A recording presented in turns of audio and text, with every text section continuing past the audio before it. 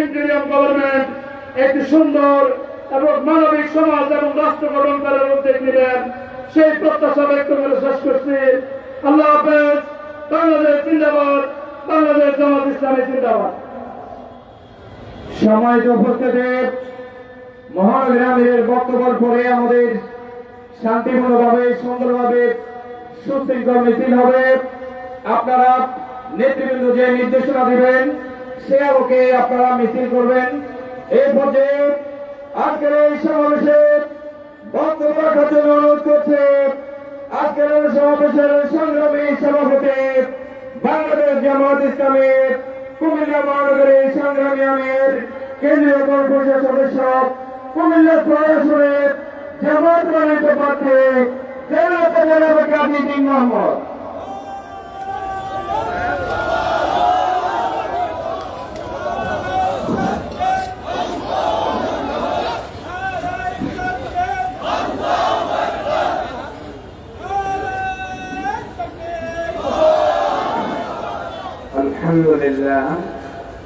الحمد لله رب العالمين والصلاة والسلام على سيد المرسلين وعلى آله وصحبه أجمعين।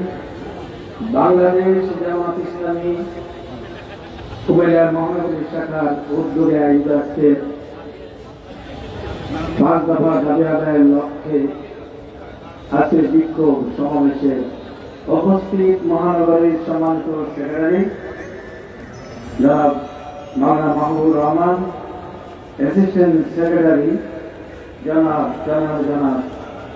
আবুজ্জামান সোহেল, উপস্থিত জনাব নাসির মোল্লা, জনাব মিজানুর রহমান, উপস্থিত ইসলামী ছাত্র শিবিরের বিশ্ববিদ্যালয়ের শিবির নেতৃবৃন্দ, সম্মানিত উপস্থিত ভাইয়েরা, আসসালামু আলাইকুম ওয়া রাহমাতুল্লাহি ওয়া বারাকাতুহু। সংগ্রামী ভাইয়েরা, বাংলাদেশ জামাত ইসলামী এই দেশে একটি সুন্দর, সার্থক, অবাধ ও নিরপেক্ষ নির্বাচনের জন্যই বাংলাদেশ জামাত ইসলামী 5 দফা দাবি আদায়ের জন্য আমরা দাঁড়িয়েছিলাম। কিন্তু বর্তমান তত্ত্বাবধায়ক সরকার আজও সেই দাবির প্রতি কোন দিকে চিন্তা না করে শুধু সময় জ্ঞাপন করছেন। আমরা হুঁশিয়ার করে দিতে চাই, বাংলাদেশের বিশেষ করে জুলাই জাতীয় সনদ এর আইনি ভিত্তি ঘোষণার দাবি বা আদেশ জারি করে আগামী মাসে অর্থাৎ নভেম্বরের মধ্যেই অবিলম্বে গণভোট দিতে হবে। গণভোটের মাধ্যমে সেটা স্বীকৃতি আমরা দিতে চাই। আপনারা কি বলেন? এরপর কথা হচ্ছে, আমরা 5 দফা দাবি জানিয়েছিলাম। এর মধ্যে প্রথমটি হচ্ছে পিয়ার পদ্ধতিতে নির্বাচন, উচ্চ কক্ষ নিম্ন কক্ষ 2 জায়গায় যাতে করে পিয়ার পদ্ধতিতে নির্বাচন হয়। সেই নির্বাচনে মানুষের দীর্ঘদিনের কষ্ট, দীর্ঘদিনের মনের দুঃখ, দীর্ঘদিনের বেদনা সেটা লাঘব করা সম্ভব হবে যদি পিয়ার পদ্ধতিতে নির্বাচন করা যায়।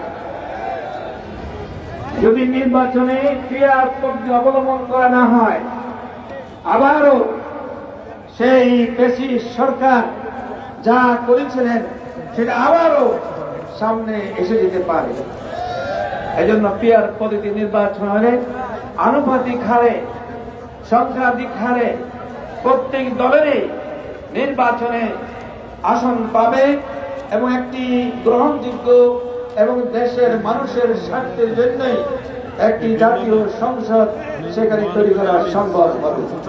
সম্মানিত ভাইরা, আমরা দ্বিতীয় দাবি জানিয়েছিলাম, জুলাই বিপ্লবে যারা শহীদ হয়েছেন, যারা আহত হয়েছেন, আর এই বিপ্লবের আগেও যারা এক এক করে জামাত ইসলামীর 11 জন শীর্ষ নেতৃবৃন্দ সহ অনেক নেতৃবৃন্দকে বিনা বিচারে গুম করে হত্যা করা হয়েছে।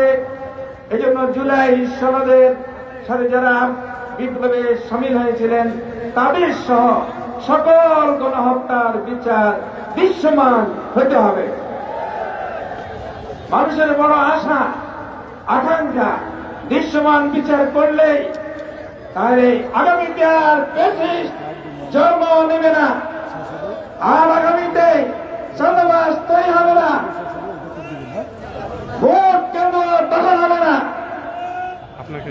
আমরা এই আশায় আজকে আপনাদেরকে জানাই দিতে চাই যে আশা করি বর্তমান তত্ত্বাবধায়ক সরকার লেভেল প্লেইং ফিল্ড তৈরি করে একটি সুস্থ নির্বাচনের ব্যবস্থা আপনারা করবেন। এরপর আমরা দাবি জানিয়েছিলাম তৎকালীন 14 দল সহ জাতীয় পার্টিকে নিষিদ্ধ করার জন্য আমরা দাবি জানিয়েছিলাম। যারা ফ্যাসিস্ট সরকারের দোষর, যারা ফ্যাসিস্ট সরকারকে সাথে নিয়ে দেশের মানুষের অধিকার হরণ করেছে, গণতন্ত্রকে হরণ করেছে, তাদের দৃশ্যমান বিচার হইতে হবে। সংগ্রামী ভাই ও বন্ধুগণ, বাংলাদেশ জামায়াত ইসলামী আমরা চাই নিয়মতান্ত্রিক পদ্ধতিতে একটি সুন্দর নির্বাচনের মধ্য দিয়ে দেশে আবার শান্তি ফিরে আসবে, গণতন্ত্র ফিরে আসবে, মানুষের অধিকার প্রতিষ্ঠা হবে। বর্তমান